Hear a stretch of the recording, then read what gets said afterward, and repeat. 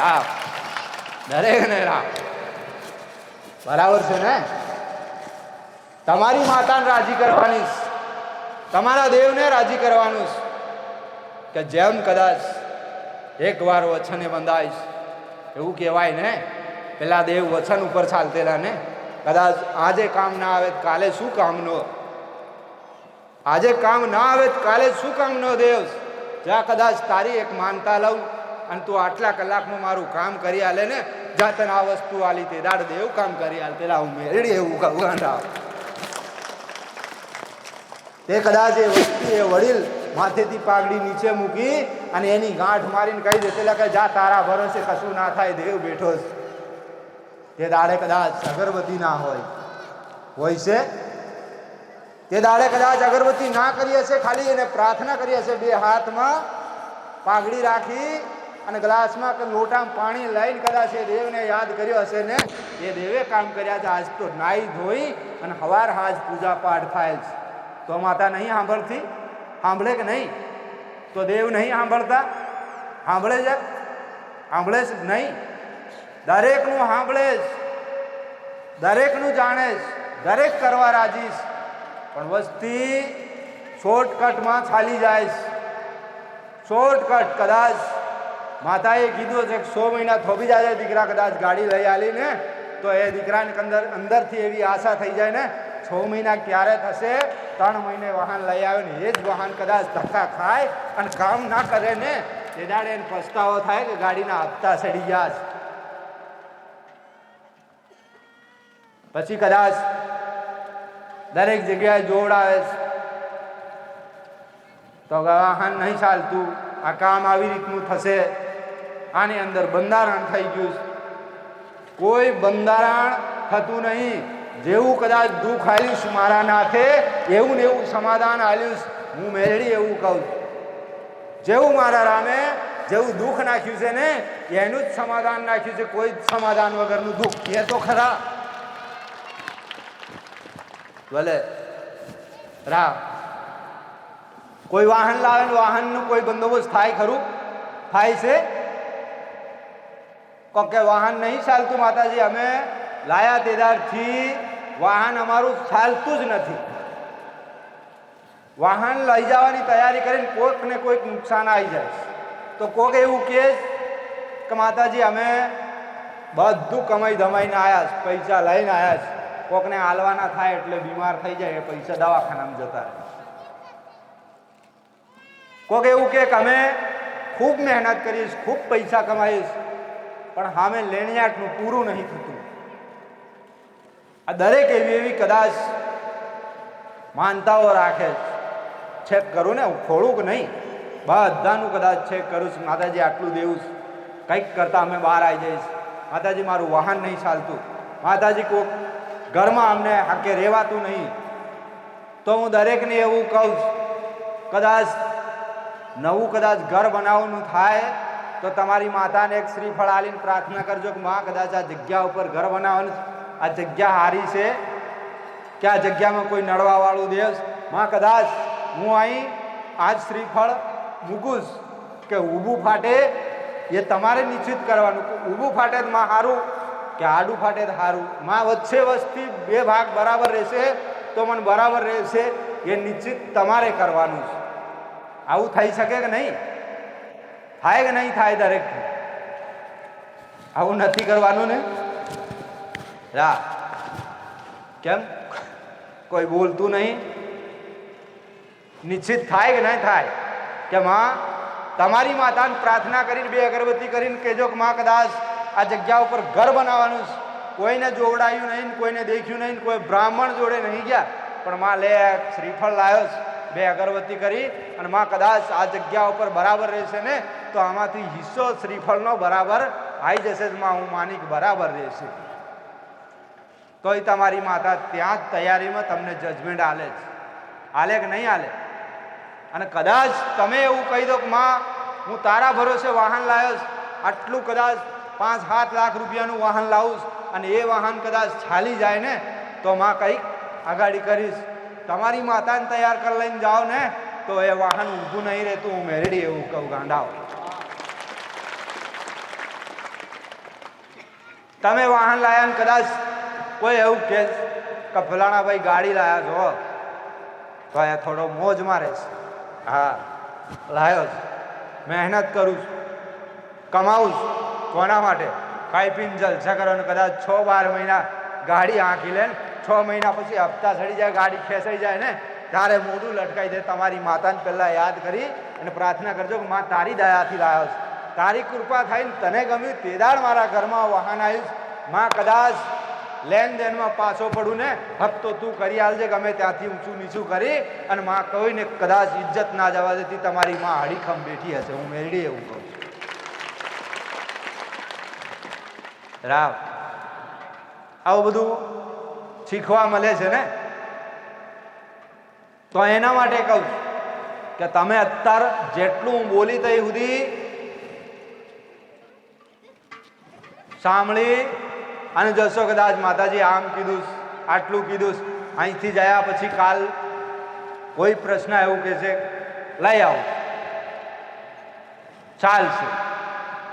લાયા પછી કદાચ એ વાહન ના ચાલ્યું તો શું કરવું પડશે? ના, તમે કદાચ કોઈ વસ્તુ ખરીદ લીધી છે, લઈ આવ્યા છે, અને લાયા પછી એ વસ્તુ કામ ના કરે તો શું કરીશો? હું મેળડી એવું કહું. મને હા નાનો જવાબ આલશો કોઈ? દરેકને કહું, ભગવાન માતાજી દરેક માનજો જ, ધર્મ તમારું કર્તવ્ય.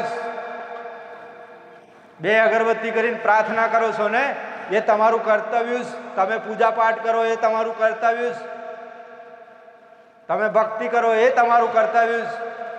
પણ કદાચ ભગવાનના ભરોસે જે કોઈ કામ, જે કોઈ કરવા ધારો છો ને, તમારી માતાને તમારે 2 હાથ જોડીને તમારી પ્રાર્થના કરી અને કામ ધંધો શરૂ કરશો. એ કામ ધંધામાં ખોટ પડે ને તો મારા જેવી મેળડી યાદ કરજો ગાંડા. તમારા જેવી કદાચ જરૂર પડે ને તો તમારી માતા કોઈક અનુસાર ઊભી રહી જાય ને પછી મારા જેવી મેળડીને અગાડી કરજો, નકર તમારી માતા કાફીશ તમારા માટે ગાંડાઓ. રાત દરેકને કહું છું કે જો કોઈ કામ કર્યા વગર કોઈ ખાવા નહીં આલતું ને, કોઈ ઘરનું ભરણ પોષણ નહીં કરતું ને, ભક્તિ કરજો, સેવા કરજો, સમાજ રીતિ રહેજો, અને રીતિ રિવાજે કદાચ કોઈ કામ ધંધો મળે ને તો હરખી રીતે કામ ધંધો કરીશો ને તો જગતમાં કોઈ પૈસો તમારો ફેલ ના જાય. હું મેળવી એવું કહું. તો માતાજી તાવ આવ્યો તો ના ઉતાર દે ના. જે કદાચ કોઈ કરામત હશે, કોઈ કદાચ નથી મટવાનું હોય ને, કદાચ ડોક્ટરથી દવાથી અસર ના થતું હશે ને તો જ મારી માનતા લેજો, તો જ હું દુઃખ મટાડી. કદાચ દવા ખાવાનું થાય ને તો દવા લેવાની જ. દરેકને કહું કે દવાનો કદાચ ઉપયોગ થાય છે તો દવા ખાવી પડશે, અને દવા ખાધા પછી કદાચ ના મટે ને તો મારા જેવી મેળડી કહેજો, કદાચ એ દુઃખ મટાડી આલી મેળડી બેઠી જ ગાંડા. રામ રામ. પણ જ્યાં સુધી કદાચ દવાની જરૂર પડે તો દવા લેવી પડે કે નહીં? જ્યાં કદાચ વિધિ વિધાન ભક્તિ માતાજી તો બરાબર છે, ડોક્ટરે બરાબર છે, એ ભગવાનનું અડધું રૂપ માને છે ને. કદાચ કોઈ વ્યક્તિ તકલીફ આવી ગયું, દવાખાના પહોંચી ગયા અને ડોક્ટરના હાથમાં જતું રહીને ડોક્ટરે એવું કીધું કે સારું થઈ જશે, ચિંતા નહીં, તો તમારું મન શાંત થઈ જાય, તમને ગભરાટ ઓછો થઈ જાય છે ને, સારું થઈ જશે. અને અથવા કદાચ એવી જ રીતે તમે વિશ્વાસ કરીને આવ્યા છો, તમે મારા ભરોસે આવ્યા છો કે માતાજી આ સારું થઈ જાય ને તો હું શ્રીફળ લાવીશ, ચૂંદડી લાવીશ, વધીને કદાચ પેડા લાવીશ, બરાબર છે ને? તો કદાચ મારા હાથે મારા દીકરાના હાથે જેટલું લખ્યું છે ને એ મટાડ્યા વગર હું શિંગારની પીઢીની મેળડી પાછી પડું તો કદાચ મારું સત મારો નાથ લઈ જાય. પણ બને ત્યાં સુધી દવા ગોળીની કદાચ જરૂર પડે ને તો જરૂરથી લેજો. કદાચ મારી વસ્તી લેશ, મારી વસ્તી કદાચ તાવ શરદી થાય છે ને તો દવા ગોળીનો ઉપયોગ કરે જ. તો હું દરેકને એવું કહું છું, કદાચ તાવ માથું હશે, શરદી હશે ને તો દવા લઈ લેજો. કદાચ બધું કામ હું ના કરી આલું ગાંડા. રામ દરેકને રામ. શું કામ કહું છું કે અધિક એવા ભક્ત પડ્યા છે, એવા દુખિયારા પડ્યા છે કે આમાં મરી જવાય તો મરી જવું, પણ ગોળી ના ખાવું, દવાખાને ના જવું. હું એવું કહું છું કે શરીર માટી, કાચી માટીનું શરીર છે, એને સુખે આવે દુખે આવે, કદાચ સમય આવે તે દાડ ઓછું ખાવ ને તો હરખી રીતે ઊંઘી જાવ, કદાચ વધારે થઈ જાય ને તો ગેસ બની જાય, એસિડિટી થાય છે ને. તો હું દરેકને એવું કહું કે જે ખાવાની વસ્તુ એ ખાવી પડશે, દવા લેવાની જગ્યા દવા લેજો જ. જગતમાં કોઈ કદાચ તમને મફતમાં ના સુધારે. હું મેરડી એવું કહું વગર પૈસે સુધારી આલી, પણ એના નીતિ નેમ તમારી ઓકે માંગણી હશે ને તે દાડ હું હદારીશ. અને આજે હદારથી આવીશ. કંઈક ના દુઃખ મારા નામથી મટી ગયા, કોકની માનતાઓ મટાડી આલ્યા, કોકને કદાચ સમાધાન કહેવાથી મટી ગયા. તો હું દરેકને એવું કહું, કદાચ કોઈ દુઃખ ના મટતું હોય ને તો મારા પારે આવી પ્રાર્થના કરજો કે માં કદાચ તું લંબેડા ગામમાં સાત મેરડી બેઠી હશે ને, જા કદાચ મારું આટલું દુઃખ આટલા સમયમાં મટી જાય તો તારા માટે કદાચ શ્રીફળ ચુંદડી લઈને આવીશ, તો તારા ધામે આવી દર્શન કરી લે. હું મેરડી બેઠી છું. હો રામ, ખૂબ રામ. કોઈને કદાચ આમંત્રણ નહીં આલતી, કોઈને એવું નહીં દાવા કરતી કે જાઓ તમે મારા જોડે આવજો, કેન્સર મટાડી આલીશ, હું લખવા મટાડી આલીશ, હું મોટી મોટી બીમારીઓ મટાડી દઈશ. કોઈને આજ સુધી નહીં કીધું કે તમારા દીકરાના લગ્ન ના થાય લગ્ન કરાવી આલીશ.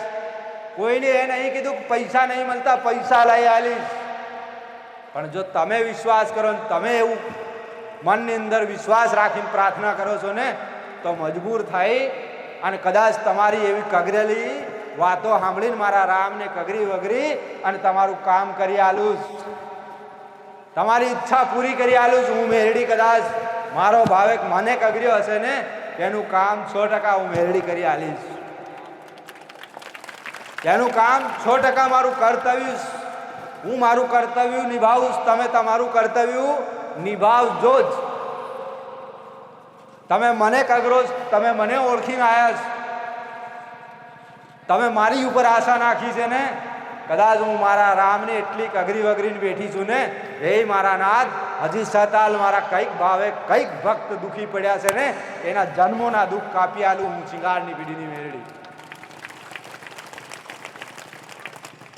કદાચ કોઈ દીકરો હાચો હશે અને કદાચ એની ઉપર ગમે તેવો આરોપ લાગ્યો હશે ને ગમે તેવી કદાચ મુશ્કેલી આવી હશે ને, પ્રાર્થના કરી હશે કે માં મારો આનમાં કોઈ દોષ નહીં, મારો કોઈ ગુનો નહીં, કદાચ ગુનાની સજા કાપવા તૈયાર, પણ માં હું નિર્દોષ, તને બધી ખબર છે, તું બધું જાણે છે. અને માં કદાચ મારા બાળ ગોપાળનું શું થશે, મારા પરિવારનું શું થશે, માં કદાચ મારી ઉપર આવી કલંક લાગી જાય ને તો કદાચ હું મારા રામને કગરી અને તમારું કદાચ એ બધું શેક કરી અને તમને મુક્ત કરી આલું. હું મેરડી તમારા ઉપર કલમ ના લાગવા દઉં, તમારા ઉપર ગુનો ના લાગવા દઉં, પણ કદાચ તમે હાચા હોય, તમે ગુનો ના કર્યો હશે ને તો હું આ કામ કરી આલું. અને કદાચ તમે એ ગુનામાં ભાગ ભજવી લીધો હશે ને એના કર્મોની સજા તો દરેકને કાપવી પડે કે નહીં પડે છે ને, તો જાહેર દરેકને કદાચ એના કર્મોની સજા કાપવી પડશે. પણ કદાચ હૃદયથી પ્રાર્થના કરીએ છીએ ને માં કદાચ જાણે અજાણે ગુનો થઈ ગયો છે, બરાબર છે, એકવાર મને માફ કરીને ફરી વાર ના થવો જોઈએ ને તોય કદાચ તમારા ગુનાના ભાગીદાર હું મેરડી બની જાઉં ગાંડા. અને તોય છતાં ના સુધરે ને પછી મોટો ઠપકો પડે. હો હું દરેકને કહું છું કે હરકી થાય તો કરજો. કદાચ હું તમને ભક્ત નહીં બનાવવા બેઠીશ, તમને સંસારમાંથી બહાર નહીં કાઢવા બેઠી છું. હું એવું કહું સંસાર જેવી ભક્તિ કરજો, પણ તમારી માતાના હાથમાં લઈ અને થોડીક કદાચ જે મેં અત્યારે કીધું ને, સવાર ઉઠતા કદાચ પ્રાર્થના કરજો સૂર્યનારાયણને કે હે સૂર્યદેવ, તું તો અંતર્યામી જગતનો નાથ છે, જાગતો દેવ, કદાચ મને નવી જિંદગી મળીશ, નવો સૂરજ ઉગ્યો, નવી જિંદગી મળી. આટલી પ્રાર્થના કરીને કદાચ લોટો જળ લઈ અને એને અર્પિત કરી દો ને, તોય તમને આશીર્વાદ મળે છે, તોય તમારું સારું કામ થાય છે, તોય તમારા ઉપર કોઈ ગ્રહ નહીં પડે, કોઈ દુર્ઘટના ના થાય. પણ એને કદાચ ઉઠ્યા પછી નાયા ધોયા, એને બે હાથ જોડીને પ્રાર્થના કરી, ઘરની અંદર કદાચ જે સેવા કરતા હોય કોઈ ના બી કરતા હશે ને, માથા ઉપર થોડો કદાચ નાનો મોટો રૂમાલ બાંધી અને પાઘડી તમારા પૂર્વજોનું નામ લઈને બે અગરબત્તી કરીને એના ચરણમાં મૂકીને પાછી માથા ઉપર ચડાવીને શરૂઆત કરજો. જગતમાં કોઈ કામ અડે જ મને મેરડીને કહેજો ગાંડા. રામ દરેકને રામ. પણ આવું બધું જેણું જેણું તમને કરવું પડશે કે નહીં, કરવું પડે કે નહીં, પૂછવું પડે કે નહીં કે માં અમે આંધળા છે એટલે અમને ખબર નહીં પડતી, આનીથી એમ નહીં ખબર પડતા કે આમાં કયા દેવની ભૂલ થઈ, કદાચ અમારી હાલમેલમાં ભૂલ થઈ ગઈ, કદાચ તમને નિવેદ આલવામાં ભૂલી ગયા, એની અમને ખબર નહીં પડતી.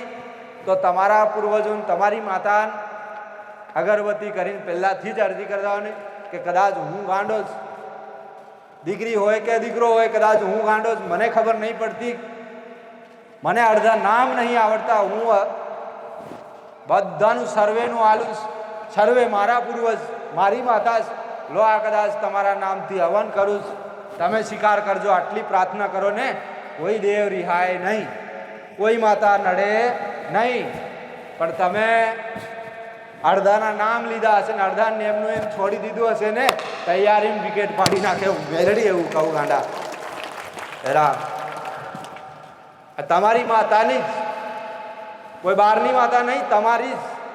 તમે અત્યારે ભક્તિ કરો છો, કંઈક એવું કે અમાવસ આવે એટલે બીજ ભરવા જવું પડે છે, કોઈ કહે છે 11નું એટલે રણુજા જવું પડે છે, કોઈ અમાવસના જાય છે, કોઈ પૂનમથી પાવાગઢ જાય છે, કોઈ અંબાજી જાય છે, જ્યાં જ્યાં જાય છે ને, જેવી આશા નાખીને બે કે અમાવસ આવે મારે આ જગ્યા ઉપર દર્શન કરવા જવું, કોઈક કહે છે પૂનમ આવે એટલે માતાજીની પૂનમ ભરવા જવું, કોઈ કહે છે કે મારે 12 પૂનમ ભરવી, કોઈ કહે છે 15 ભરવી, કોઈ 7 ભરે છે. આ બધા દરેક ભરે છે ને, તો હું દરેકને એવું કહું છું, તમે કદાચ પૂનમ ભરવા ઘરેથી જાઓ, બરાબર છે, તમારી માતાને આગળ કલ્લીમ જજો કે માં હું પાવાગઢ જાઉં છું અને તું મારા ભેળે રહેજે, હું એના દર્શન કરીને આવીને જે તે પ્રસાદી લાવી અને તારા માટે છુંદડી લાવી કે કોઈ બંગડી લાલ લાવીને પહેલાં તને પહેરાવીશ, તોય તમારી માતા રાજી રહેશે. કદાચ રામાપીરના રણુજા સુધી પહોંચો ને તમારા પૂર્વજોને તમારી માતાને પ્રાર્થના કરજો, તો કૃષ્ણ ભગવાન સ્વયં સૃષ્ટિનો નાથ આખા જગતનું રિમોટ લઈને બેઠો છે, એની યાત્રા જાઉં, એના ધામે જાઉં, રસ્તામાં વાટઘાટ કદાચ કોઈ એક્સિડન્ટ, કોઈ પરેશાની ના આવી જોઈએ, જેવો જાઉં એવો પાછો લાવ, તારી શરણમાં કદાચ એના શરણમાં માથું નમાઈને જાઓ ને, તો રસ્તામાં કદાચ તમને કોઈ વિઘન ના નડે, હું મેરડી એવું કહું.